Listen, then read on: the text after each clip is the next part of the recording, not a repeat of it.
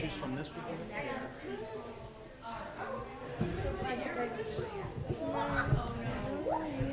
Density.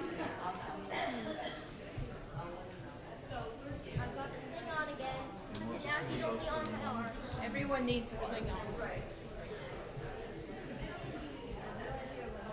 That's okay.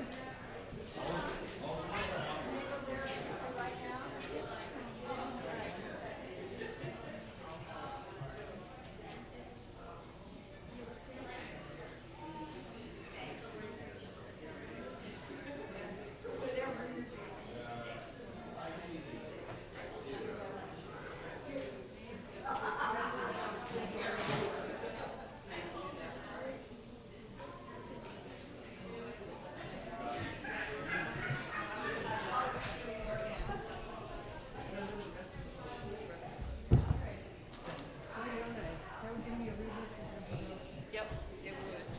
So I was just going to do the simple one here. Okay, so I'm going to put some words. Yeah. Yes.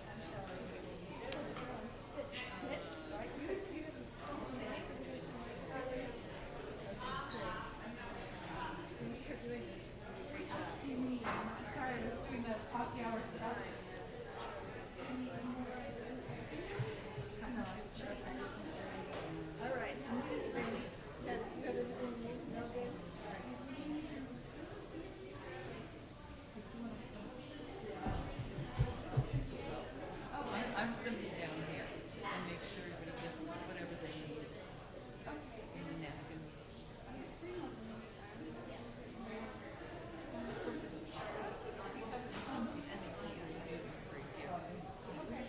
I'll do that. And I've got like 100 books, so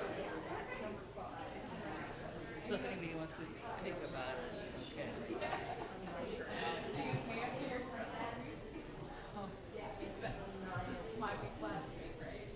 You know, part of the stress too is Density. Three physical where properties. service gets in. And we have a position next week. So it doesn't.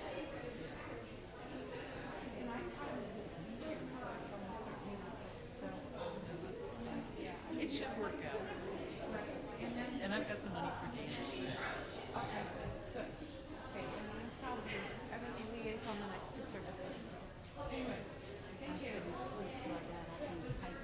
Oh, good idea.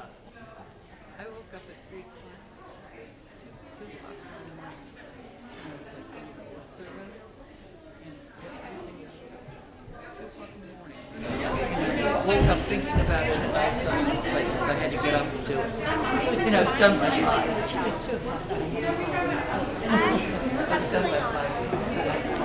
You know Klingon? Like the Klingon?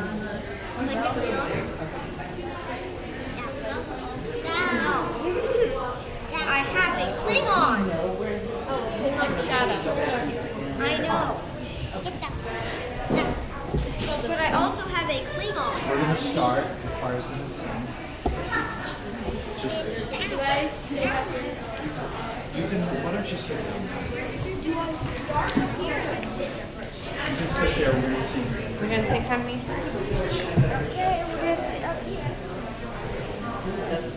This is down there. Oh, you're going to... Okay. All right. We have a horse.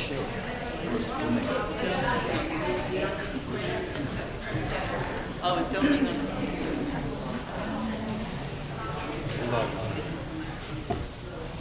You just hold up your stuff like that.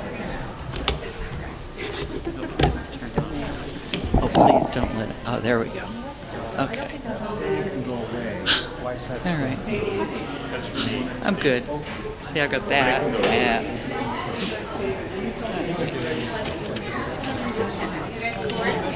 What, my computer? We're going to sing. It's on.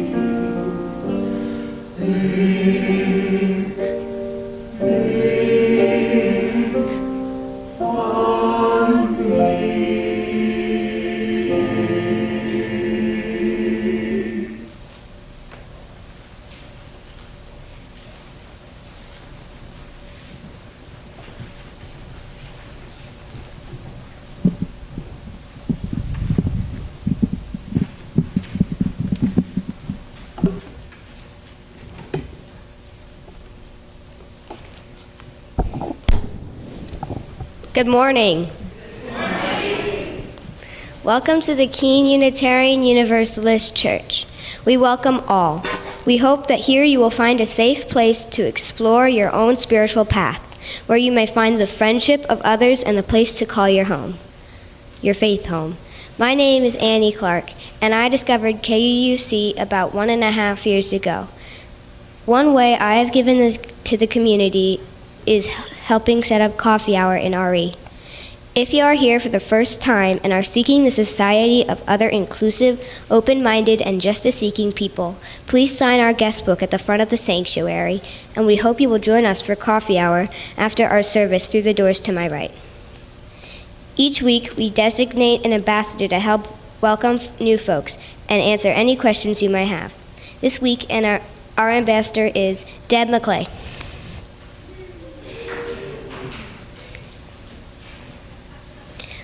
We always welcome children in our sanctuary. Their noises to us are holy music. Before we begin, please silence your phones and settle into this hour of community, creativity, and challenge.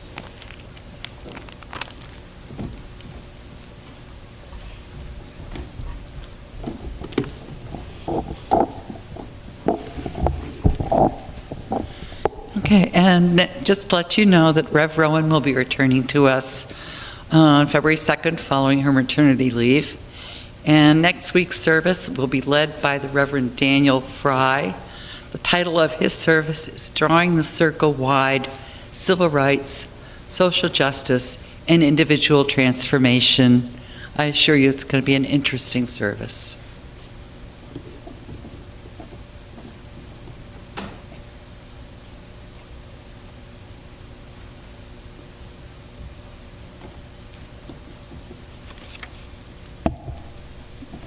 Good morning.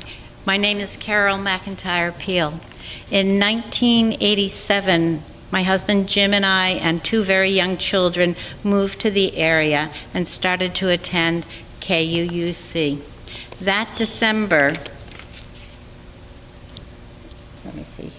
that December, Barbara Chase and Sarah Sherburne brought back the greens sale. They acquired balsam wreaths from a local vendor and decorated the wreaths for sale. The green sale was originally started by the KUUC Women's Alliance Group in the 1940s. During the 40s, 50s, 60s, and I think even into the 70s, the women would cut balsam boughs, make their own wreaths, and decorate them to sell, along with traditional New England berry bowls, handmade craft items, and baked goods. Because the women of the church were so involved in the greens sale, the men of the church started a sit-down luncheon, making soups and stews, breads and salads. They cooked, served the tables, and cleaned up. In 1988, Barbara and Sarah were not interested in continuing the green sale, so a green sale committee was established. Eleanor Smart spearheaded the group. I agreed to take over the greens table with the wreaths and the kissing balls and swags. Jerry Fredrickson and Darcy Doyle helped, with the help of Eloise Watson, found the Women's Alliance directions for making the berry bowls, and we still use them to this day. Eleanor would have crafting sessions at our house to provide crafts for the craft table. Darcy Doyle started our book nook. One year, Betty Forrest sold hot dogs and hot chocolate and coffee from the kitchen. After that, the men in the church took over providing a luncheon for many years. We even had a green sale reimagined during the 2 years of COVID. Wreaths and kissing balls were ordered online and were picked up at the church at a specified time. We continue to call our fundraiser the Green Sale to honor the women, to honor the Alliance women who started the fundraiser. This year, the Green Sale will be Friday, December 5th from 5 to 7, and Saturday, December 6th from 9 to 1:30. We still need help.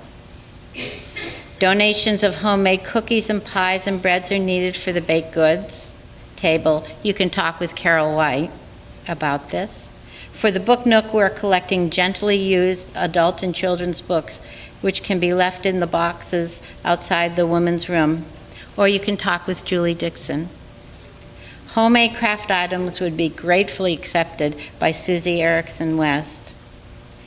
And the berry bowls are being covered today after coffee hour. All help is welcome.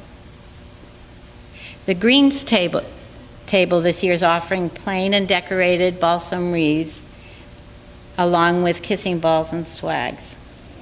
If you're interested in decorating the wreaths, pick up a schedule at the green sale table in the coffee hour.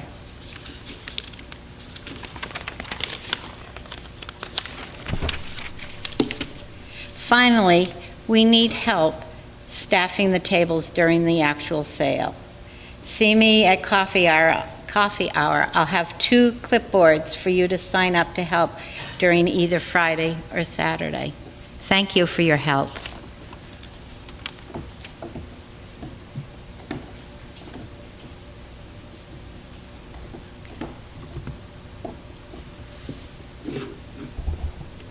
Good morning.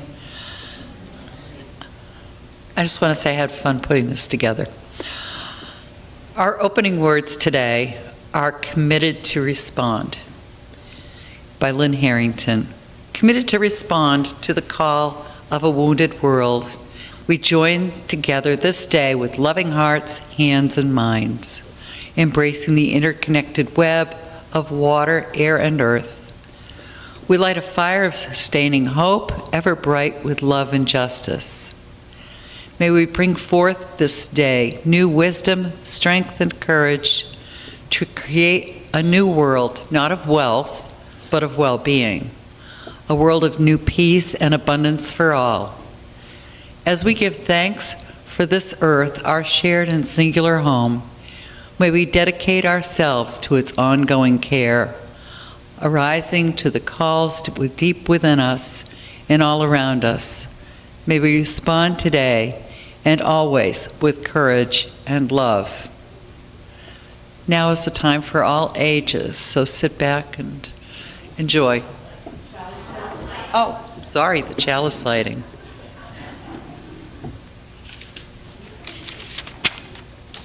Okay, now is the time for our chalice lighting. As Ruthie Lawler comes up to light the chalice, we're going to say the words in the order of service.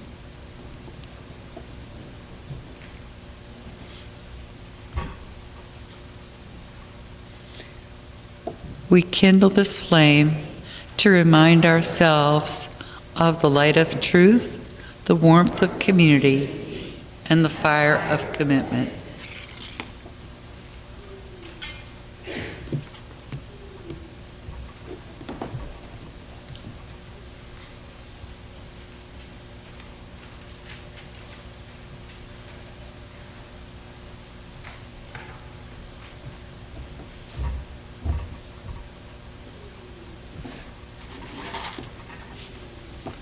Hello, everybody. Welcome to service this morning. Today will be a little different than usual. Everyone is a participant. Well, the more people participate, the more fun it might be. You don't have to come up here. We've got all the bodies we need for that part.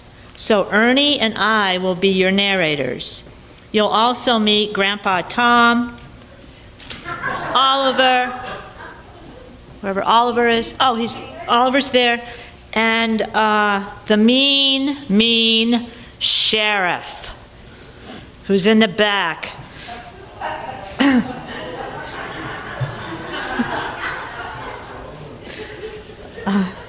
The other role here is going to be all of you.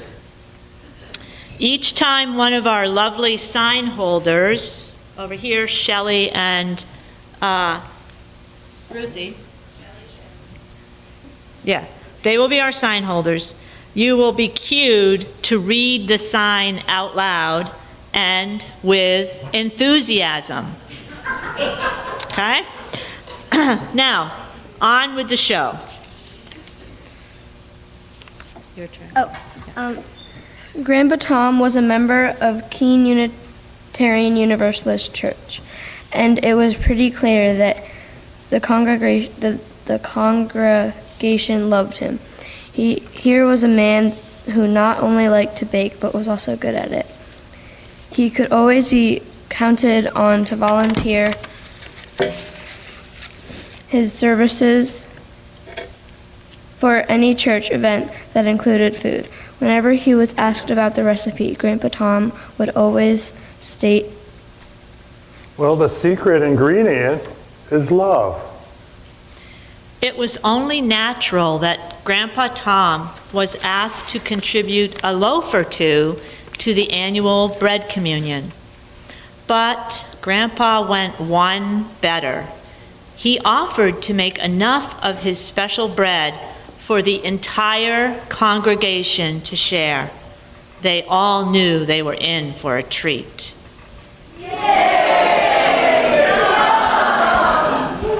I better go bake. when Thanksgiving rolled around, the congregation gathered. Grandpa Tom had been baking in the church kitchen, and the building was filled with the deep, yeasty fragrance of Grandpa's marvelous bread. The service began, and the minister spoke of bread, the ingredients and the process, the texture, and about the different cultures who have bread in common. And finally, it was time for the communion or sharing of bread. The minister waved her hand to the back of the sanctuary. Today we can imagine she did. And Grandpa brought forward one singular beautiful loaf.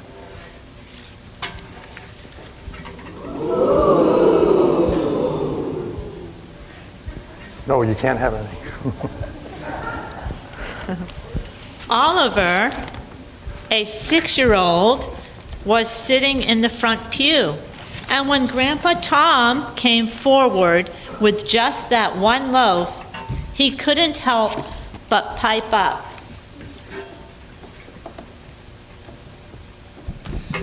How do you think we can feed everyone with just one loaf of bread? What? Yes, Good job, Oliver. Good job. Yes, good job, Oliver. And sure enough, the congregation started looking around and realized that there was no more bread coming. There was more than 60 people in the room, and the growling of stomachs was audible.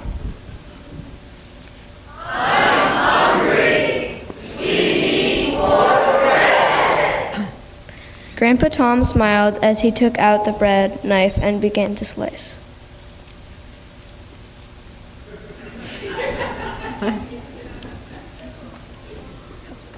It was an amazing thing that happened then. Before their very eyes, the bread went sprung and the loaf began to multiply. Instead of one loaf, within seconds there were 20.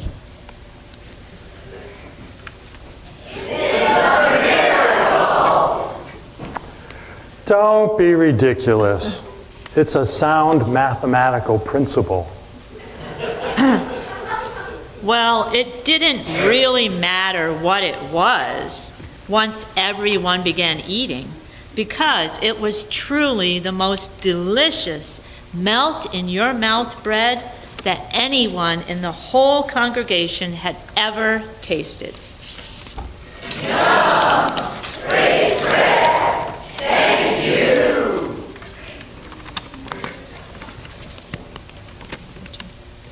Wait. What? Yep, you're right. Okay. What a service. And now let us rise in body or in spirit to sing hymn 349 in the slate hymnal, We Gather Together.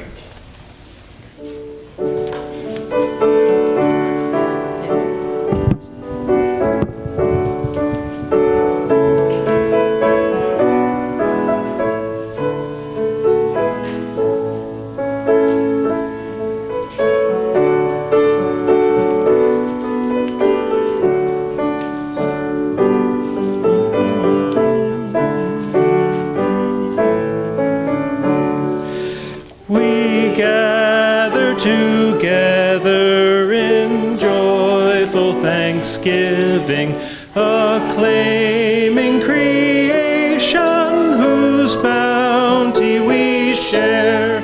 Both sorrow and gladness we find now in our living. We sing a hymn of praise to the life that we bear.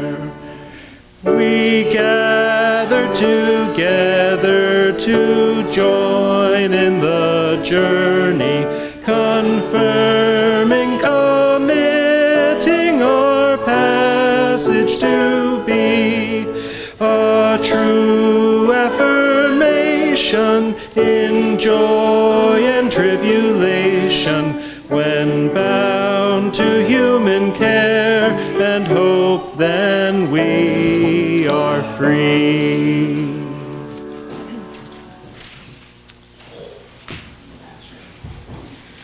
During coffee hour, Grandpa was approached by one member after another, thanking him for his scrumptious offering. But when Shelley moved toward him, Grandpa Tom knew he was going to be asked a favor. Shelley was the religious exploration coordinator.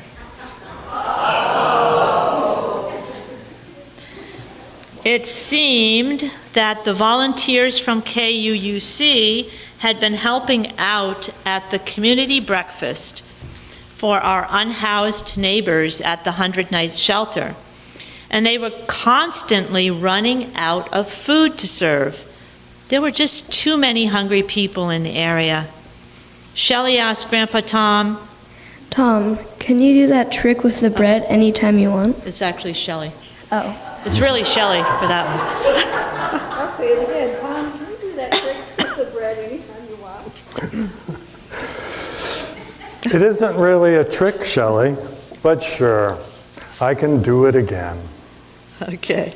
They made a deal. Grandpa Tom would join the volunteers at the community breakfast with one of his marvelous loaves the following weekend.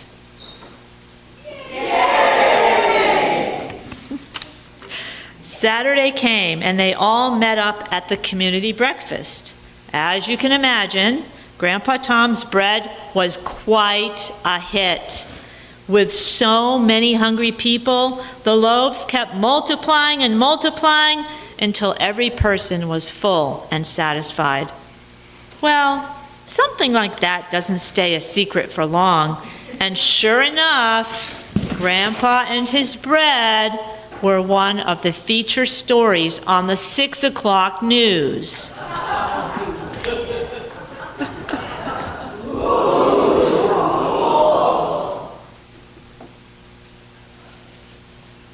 So now we do the offering, I believe. Am I correct on this? Yes, we do the offering. Am I supposed to say something, or? Oh, you've got it, okay. So just wait a minute.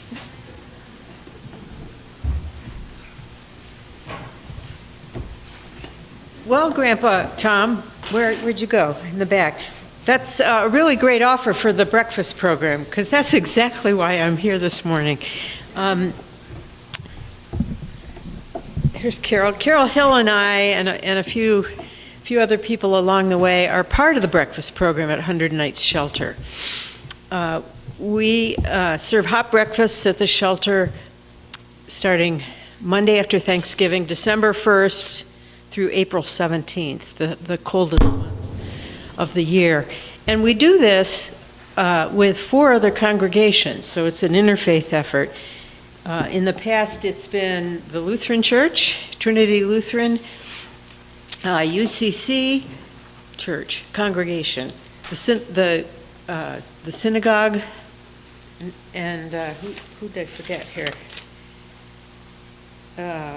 St. Bernard's Church through the Knights of Columbus and the Keene Unitarian Universalist Church. And we also get a significant amount of groceries from St. Vincent de Paul's, which, if you don't know about it, is just a marvelous food shelter at St. Bernard's Church. a congregation that's deeply committed to hunger.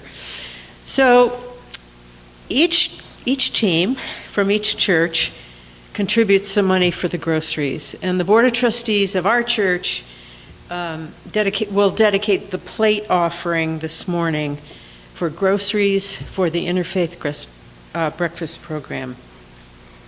So I'm here to encourage you to be as generous as you can. All the contributions will go directly toward eggs. I think that's the main item. But we also need bread. So Tom's, we're really really. So, Carol, anything to add?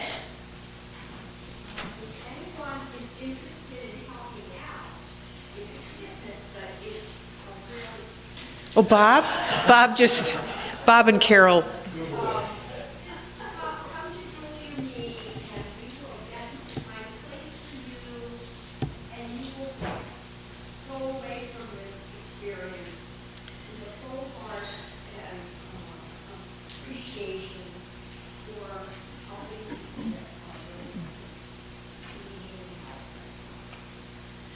Okay, yeah, Carol and Bob.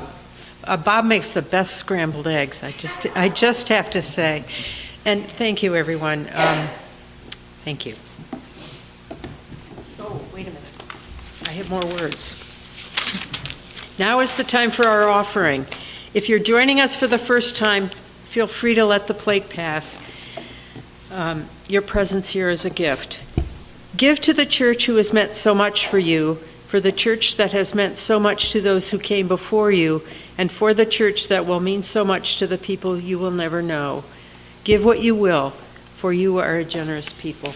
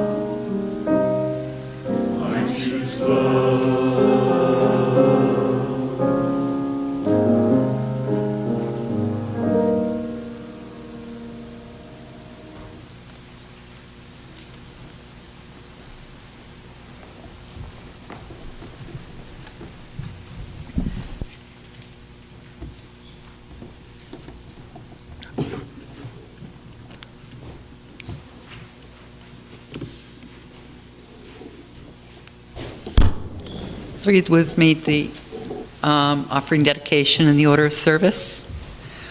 We dedicate these gifts in service of our mission, actively creating compassionate community and working for a fair and peaceful world. Now for the final act of the Time for All Ages.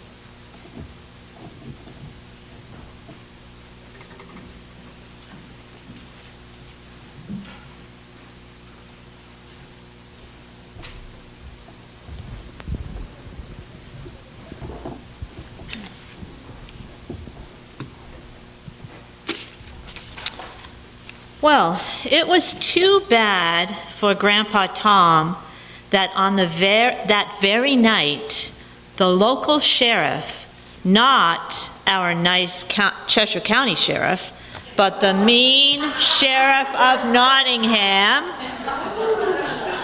was watching the news.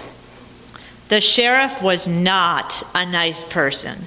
He kicked puppies and kittens, stole candy from children, and swore at old folks.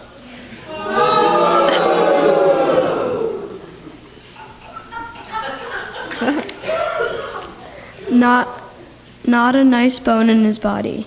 He hated everyone, and he was always looking for a way to get rich quick. Sheriff pantomime. Yes. Go ahead and pantomime, Sheriff. Yep, just go ahead. Keep going. Now, with Grandpa Tom's marvelous bread, he figured he had a foolproof plan. He could sell loaf after loaf of bread, and it would never stop coming. All he needed was that first loaf. So that nasty, hateful sheriff went to Grandpa Tom's house to talk to Grandpa. Grandpa listened as the sheriff first offered. Then bargained and then threatened, trying to get him to sell one of the marvelous loaves. You just don't understand. It won't work for you. Nothing personal, but there is a mathematical principle at work here. Well, the sheriff wasn't one to take no for an answer. He pushed Grandpa Tom out of his way, stomped into the kitchen, and he grabbed the freshly baked loaf of bread that was sitting on top of the oven.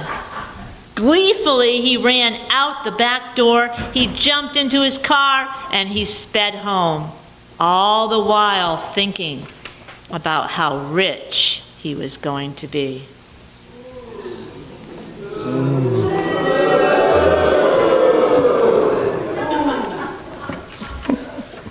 Once in his own kitchen, the sheriff set to work slicing the bread with a knife. He frantically sawed across the crust, and sure enough, an amazing thing happened.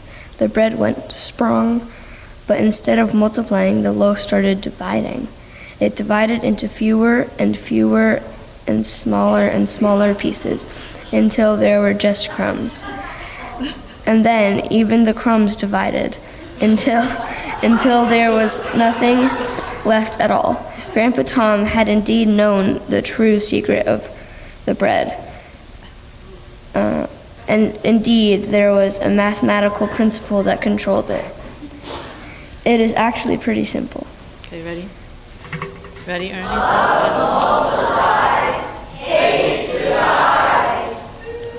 Okay. And that is the story of Grandpa's marvelous loaves.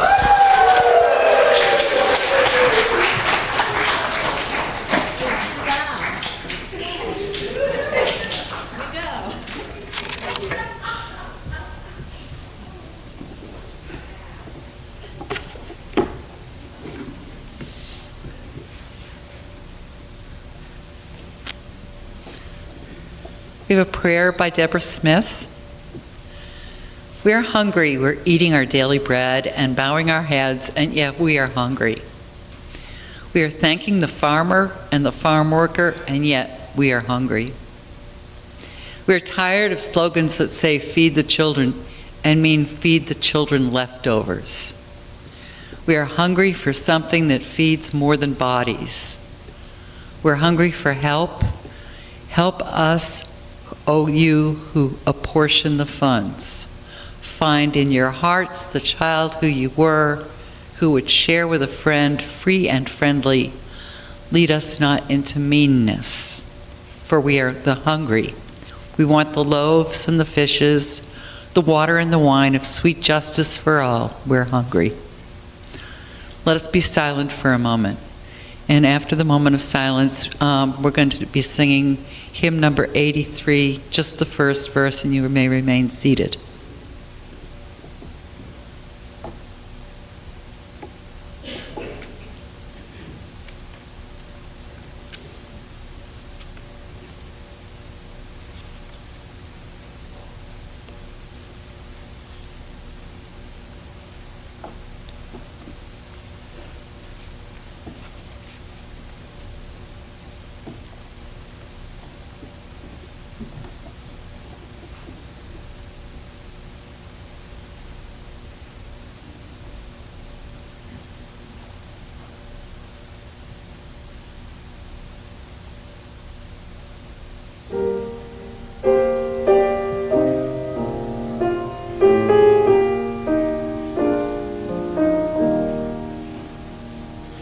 Winds be still, storm clouds pass and silence come. Peace grace this time with harmony.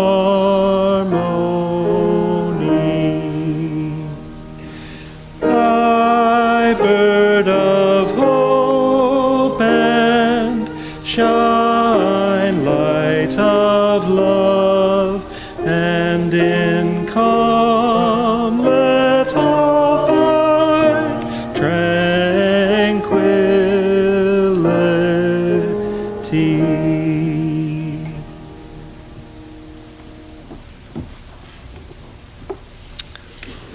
The ritual of baking bread together is one that has been shared by the human family in various forms for millennia. Giving thanks for the harvest, a prayer that the earth will sustain life once again. In the Christian tradition, the disciples broke bread together during a Passover meal, remembering an escape to freedom on the eve of the crucifixion. Yet when another imperial ruling power was asserting its dominance through violence, they broke bread together in the depth of their grief and fear, asserting that the forces of empire, violence, and evil would not extinguish the forces of life and love. Many of our partner churches in Transylvania hold a communion of remembrance 4 times a year: Christmas, Easter, Pentecost, and Thanksgiving, celebrated as a religious holiday in September. Our Congress practices a free and open communion. We have the flour communion and the water communion. And we've had other communions in the past, including a chocolate communion. Everyone here is invited to participate without reservation. Today this week I found a cornbread and cider communion, and I thought that would be a new tradition we could use. It is a tradition in some of our congregations. With gratitude for our freedom and for our abundance, let us celebrate this ritual today, mindful of those in our community and those near and far who do not have enough. Those who are in fear of leaving their homes, of losing their freedoms, of the ability to know there is help when they need it in the form of food, housing, and heat.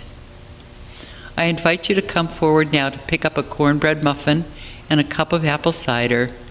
Please take these back to your seats. There is also some gluten-free focaccia there, if you so choose. If you need anyone to have a delivery of these to you, please raise your hands or ask a neighbor to help you. And you're welcome now to come get your cornbread and cider.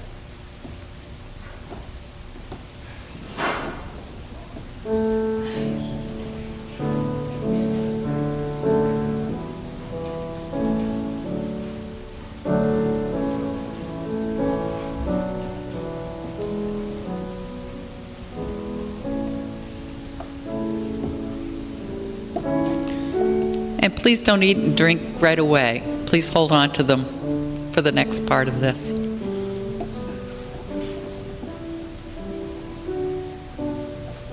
If you would like it delivered to you, can you put your hand up?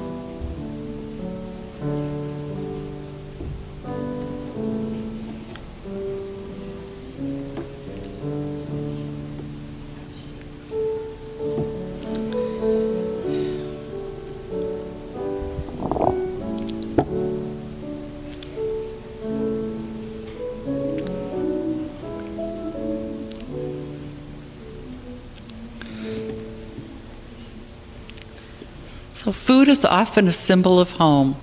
But what if you suddenly found yourself in a place where everything about the food was different? Imagine what it might be like to flee your homeland and the foods which are accustomed and end up somewhere where not only you don't speak the language, but where even the basic fruits, vegetables, and grains are different. Just as teff is indigenous to the African continent and millet is indigenous to the Asian continent, corn is indigenous to the North American continent, and we share our cornbread this morning. Let us hold in our hearts to all those here and abroad who have been forced to leave their homes.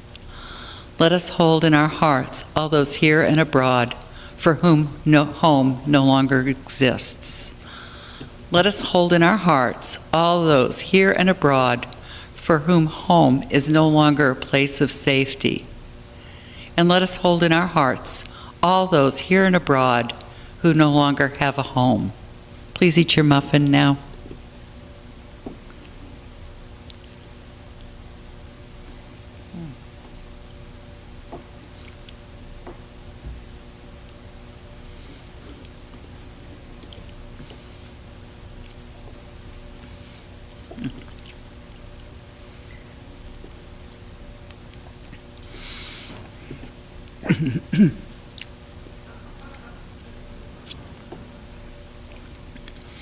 The only apples native to North America are crab apples.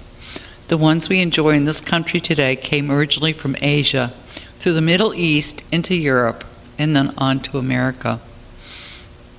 As we share our apple cider this morning, may it symbolize the sweetness that can come from being open to new experiences, whether it be new foods or new people. Let us remember how our lives are enriched when people share their gifts with one another. You may now drink your juice.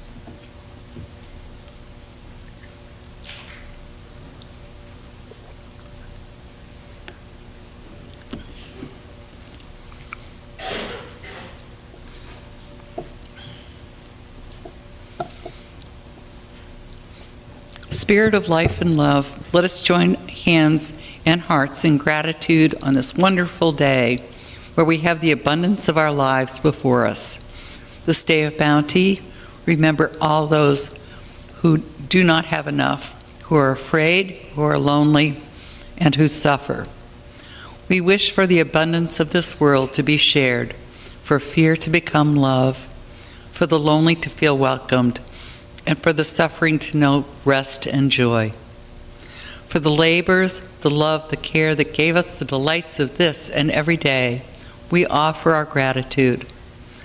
For the nourishment of our spirit, the challenges that strengthen us, and the friends we have on the journey, we offer our gratitude. For all that is our lives, for these good gifts, we offer our gratitude. May gratitude for our abundance move us to act with compassion for those in need. Now please rise in singing hymn number 21, For the Beauty of the Earth.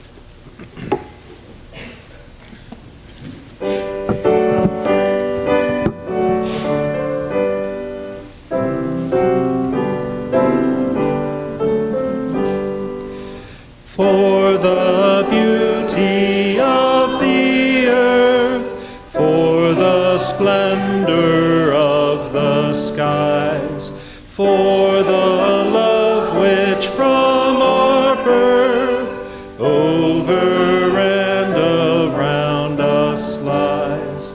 Source of all, to thee we raise this our hymn of grateful praise. For the joy of ear and eye, for the heart and mind's delight, for the mystic harmony, linking sense to sound and sight. Source of all, to thee we raise this our hymn of grateful praise. For the wonder of each hour, of the day and of the night,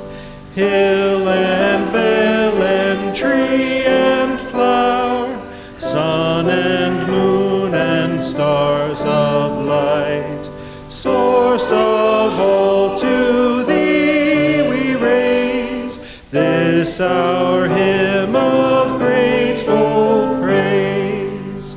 For the joy of human care, sister, brother, parent, child, for the kinship we all share, for all gentle thoughts and mind, source of all to thee we raise, this our hymn of grateful praise.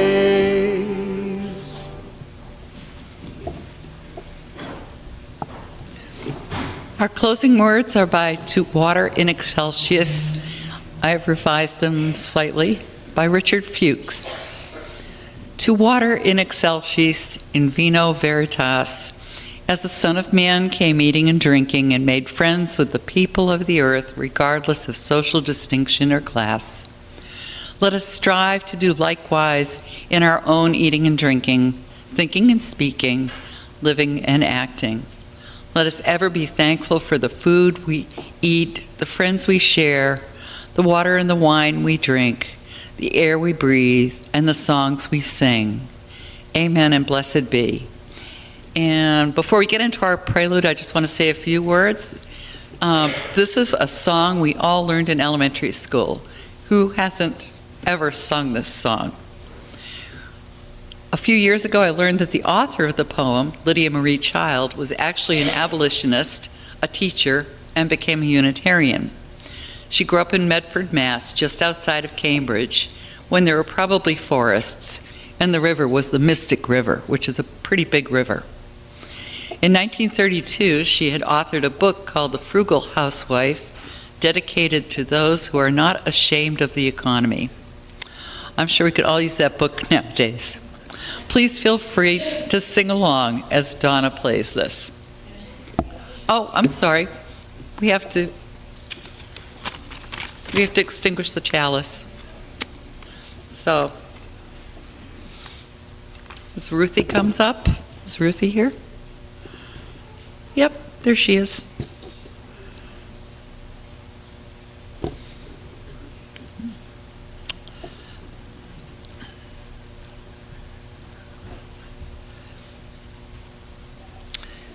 We extinguish this flame, but not the light of truth, the warmth of community, or the fire of commitment. These we carry in our hearts and share with the world until we are together again. Now, over the river and through the woods.